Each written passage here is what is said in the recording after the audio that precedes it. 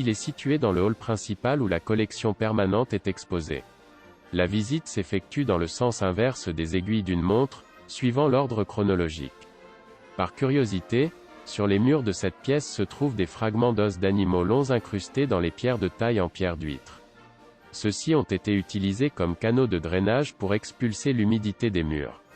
On les retrouve sur tous les murs. Ils ont été trouvés dans d'autres bâtiments uniques tels que le monastère de Santa Maria de Cadiz.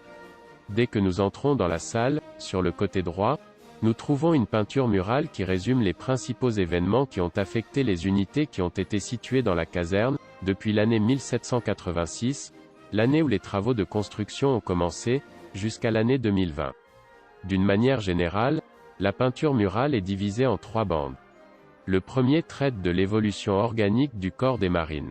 La partie centrale, 2 fois plus large, traite des événements de guerre, des actions les plus pertinentes, des opérations de maintien de la paix qui culminent avec l'opération Balmis. La bande inférieure traite des aspects notables du mélange et des curiosités du corps. Surligné, concernant les changements organiques, 1808. La constitution de la Royal Marine Legion pour combattre dans la guerre d'indépendance. 1827. La création de la Royal Navy Brigade.